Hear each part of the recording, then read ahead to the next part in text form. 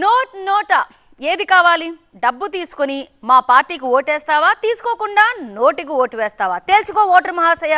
ప్రస్తుతం దేశంలో నడుస్తున్న ట్రెండ్ ప్రకారం పైసా లేనిదే బయటకు వచ్చే ప్రసక్తే లేదు.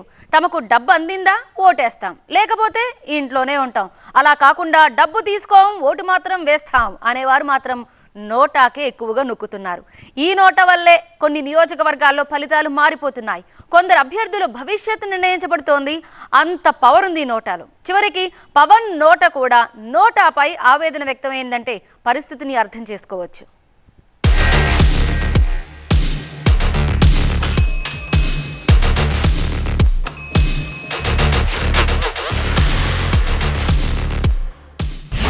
నోటా నొక్కితే అభ్యర్థులే గల్లంతు, నోటా నొక్కితే ఫలితాలే తారుమారు. నోటా అంటే మాటలు కాదు, మంటలు. ఇదే నోటా మీటర్ నొక్కితే బాక్సు బద్దలవ్వాలి, అభ్యర్థుల గుండెలు పగిలిపోవాలి. ఈ మాట ఎందుకు చెబుతున్నామో వచ్చే కొద్ది నిమిషాల్లోనే అందరికీ అర్థమవుతుంది. ఈవీఎం బాక్స్ పై సైలెంట్ గా చివరి స్థానంలో ఉండే నోటా ఎంత వైలెన్స్ ని క్రియేట్ చేస్తోందో చాలా మందికి తెలియదు. నోటా ఓట్లు పెరిగే కొద్దీ కొంతమంది అభ్యర్థుల అడ్రస్లు గల్లంతవుతుంటాయి. పార్టీల పవర్ పడిపోతుంటుంది. ప్రజాస్వామ్య పదును మాత్రం పెరుగుతూ ఉంటుంది. ఒక్కో నోటా ఓటు ఎంత విలువైందో ఎన్నికల బరిలో దిగే పార్టీలను అడిగితే ఈజీగా చెబుతాయి. 100 నోటా ఓట్లు పోలైన నియోజకవర్గంలో 99 ఓట్ల తేడాతో ఓడిన అభ్యర్థిని అడిగితే ఆ కడుపులో ఉన్నదంతా కక్కుతారు. అంత పవర్ ఉంటుంది ఈ నోటాలో. ఏదో సినిమాలో నాతో అంత ఈజీ కాదని హీరోయిన్ చెబుతుంది. ఎన్నికల్లోనూ అంతే. నోటాతో అంత ఈజీ కాదు. అభ్యర్థులకు రక్త కన్నీరు తెప్పిస్తున్న నోటా అసలు ఉండాలా వద్దా? నోటాకి ఓటు వెయ్యాలా వద్దా?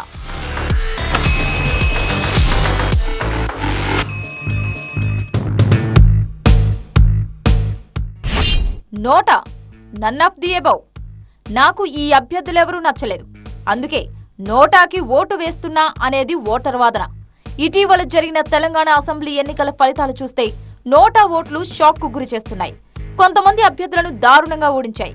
తెలంగాణ అసెంబ్లీ ఎన్నికల్లో మొత్తం 1,68,000 ఓట్లు నోటాకి పడ్డాయంటే పరిస్థితిని అర్థం చేసుకోవచ్చు. ఒక్కో నియోజకవర్గంలో వేలల్లో నోటా ఓట్లు పోలయ్యాయి. చేవెళ్ల నియోజకవర్గంలో గెలిచిన అభ్యర్థికి వచ్చిన ఆధిక్యం కేవలం 268 ఓట్లు. అదే నోటాకి పోలైన ఓట్లు 1,423. దేవరకద్రలో ఆధిక్యం 1,392 అయితే నోటాకి వచ్చిన ఓట్లు 1,706. ఇక జుక్కల్ యాకత్పురాలో ఆధిక్యానికి నోటాకి పెద్ద తేడా లేదు. ఇలా తెలంగాణ ఎలక్షన్స్ లో నోటా పవర్ చూపించింది. ఒకవేళ నోటానే లేకుంటే అదే ఓట్లు రెండో అభ్యర్థికి పడుంటే పరిస్థితి వేరేలా ఉండేది. తెలంగాణలో 0.73% నోటా ఓట్లు పోలయ్యాయి. అధికార ప్రతిపక్ష పార్టీకి కేవలం 1.5% ఓట్లు తేడా ఉంది. అంటే నోటా రోజు రోజుకు ప్రభుత్వాలను డిసైడ్ చేసే స్థాయికి ఎదుగుతోంది. మన ప్రపంచంలో 100 సంవత్సరాల క్రితం మొదట కారు ప్రొడ్యూస్ చేసింది హెన్రీ ఫోర్డ్ కార్. ఆయన అన్నారు, నీకు ఏ రంగు కారు కావాలైనా ఇస్తాను, కానీ అది నలుపు రంగే ఉండాలి. అలాగే మన రాజకీయ పార్టీలు కూడా ఇవాళ చూస్తే క్యాండిడేట్స్ పెట్టేది ఏమి చాయిస్ లేదు. తెలంగాణ అవునే, ఆంధ్ర అవునే, దేశం అంతా అవునే. ఎవరైతే ఎంపీలుగా ఉన్నారో, ఎమ్మెల్యేలుగా ఉన్నారో, నాయకులుగా ఉన్నారో వాళ్ళకి పార్టీ టికెట్ ఇవ్వకపోతే ఇంకో పార్టీకి వెళ్తున్నారు. సో పార్టీలు మారుతున్నాయి కానీ మనుషులు మారట్లేదు. ఆ మనుషులు చూడగానే రాను రాను విసుకొచ్చేస్తుంది ప్రజలకు. అందువల్లే నోటా ఓటు పెరుగుతుంది.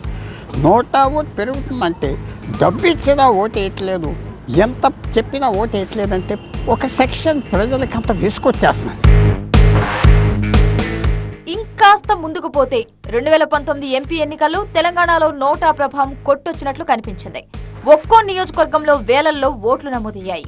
మల్కాజ్గిరిలో 17,000, వరంగల్ ఎస్సీ నియోజకవర్గంలో 18,000, మెదక్ ఖమ్మంలో 15,000, గిరిజన నియోజకవర్గమైన ఆదిలాబాద్ లో 13,000 నోటా ఓట్లు పడ్డాయంటే అక్కడి ప్రజల్లో, ఆ ఓటర్లలో ఎంత చైతన్యం ఉందో అర్థమవుతోంది. 2019 ఎంపీ ఫలితాల్లో మల్కాజ్గిరి నుంచి ఎంపీగా గెలిచిన ప్రస్తుత సీఎం రేవంత్ రెడ్డి 10,919 ఓట్ల మెజార్టీతో గెలిస్తే ఆ సమయంలో నోటాకి పోలైన ఓట్లు 17,893.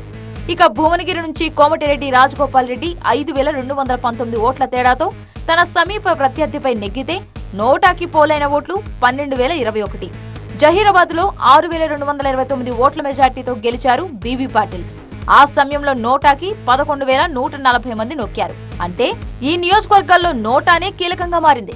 నోటా అనే ఆప్షన్ లేకుంటే ఆ సమయంలో ఫలితాలు తారుమారు అయ్యుండేవి కూడా. అంత పవర్ ఉంది ఈ నోటాకి. అందుకే నోటాతో అంత ఈజీ కాదు. ప్రభుత్వ వ్యతిరేక ఓట్లు, అభ్యర్థి వ్యతిరేక ఓట్లు, ఫ్రస్ట్రేటెడ్ ఓటర్స్ దీనికి నొక్కుతుండడం వల్ల ఫలితాలు తిరగబడుతున్నాయి.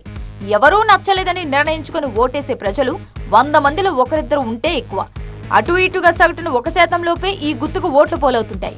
ఈ మధ్యన 2023 ఏడాది చివర్లో జరిగిన వివిధ రాష్ట్రాల అసెంబ్లీ ఎన్నికల్లో ఛత్తీస్గఢ్లో అత్యధికంగా 1.5% ఓట్లు నోటాకు వచ్చాయని గణాంకాలు చెబుతున్నాయి.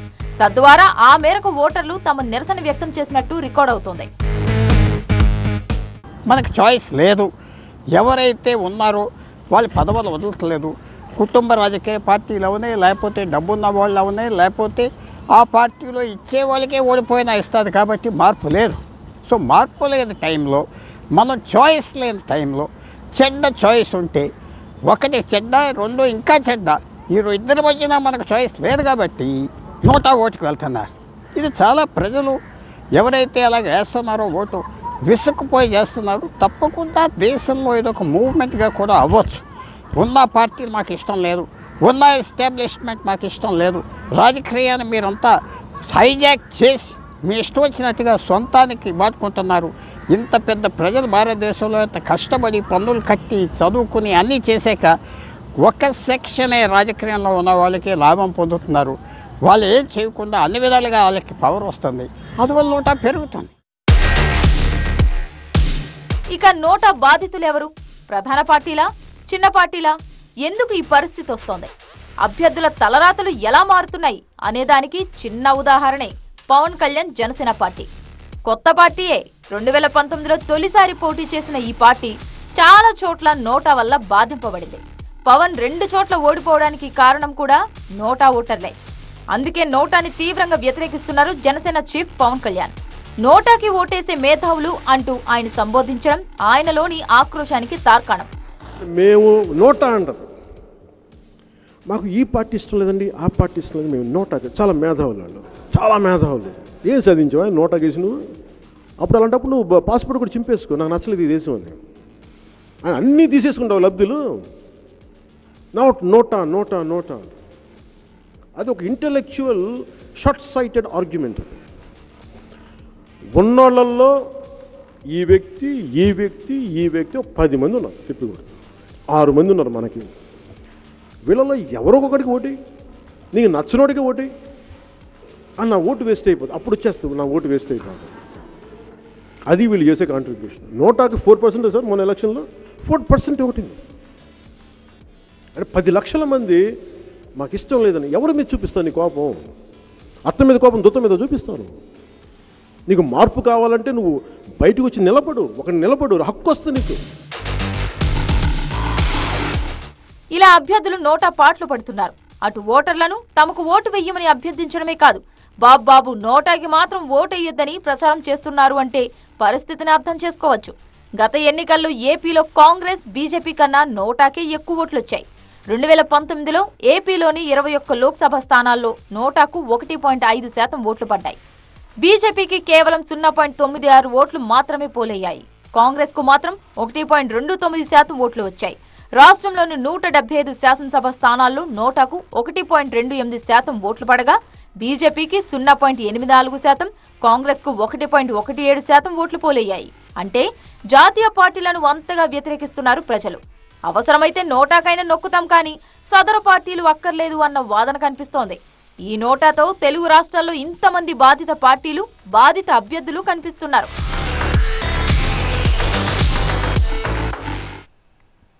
ఈ నోటాకి విరుగుడే లేదా అని అటు అభ్యర్థులు ఇటు ఓటర్లు కూడా అంటున్నారు. దీనికి కారణం నోటాకి విలువ లేకపోవడమే. విలువ లేని ఓటు వృధా అయిపోతుందన్న ఆవేదన ఇద్దరిలోనూ ఉంది. ఆ ఓట్లు తమకు పడుంటే గెలిచేవాళ్లం కదా అనుకునే నాయకులు, ఆ ఓట్లను కౌంట్ చేయడం వల్ల అభ్యర్థుల్ని డిస్క్వాలిఫై కూడా చేయొచ్చు కదా అనుకునే ఓటర్లు కూడా ఉన్నారు. నోటా అంటే ఈవీఎం మిషన్లో ఫ్లవర్ కాదు ఫైర్ అని చెప్పించాల్సిన పరిస్థితి ఎలా వస్తుంది? భారత ఎలక్షన్ సిస్టంలో మార్పులు తేవాల్సిన అవసరం ఉందా? అసలు ఈ నోటాని ఏం చేయలేమా? నాటు స్టెప్పులేస్తున్న నోటా నాట్ అంటున్న అభ్యర్థులు. ఓటర్ల యాక్షన్ అభ్యర్థులకు రియాక్షన్ అవుతుందా? సలహాలు ఇచ్చేది ఒకటే చెప్పండి, మేము నోటా అంటారు. మాకు ఈ పార్టీ ఇష్టం లేదండి, ఆ పార్టీ ఇష్టం లేదు, మేము నోటా. చాలా మేధావులు వాళ్ళు, చాలా మేధావులు. ఏం సాధించావా నోటా గేసి నువ్వు?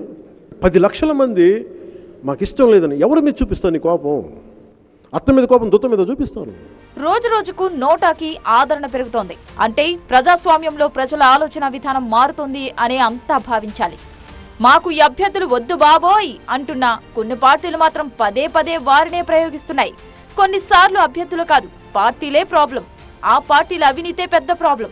అందుకే నోటా ఈజ్ బెటర్ ఆప్షన్ అంటున్నారు జనం. వారి ఆగ్రహాన్ని, ఆవేదనను ఓటు దగ్గర చూపించేస్తున్నారు. డబ్బుకి మద్యానికి అమ్ముడుపోని ఓటర్ని అని నిరూపించుకోవడానికైనా కొందరు నోటాకి నొక్కుతుండడం ఫ్యాషన్ అయిపోయిందన్న విమర్శలు కూడా ఉన్నాయి.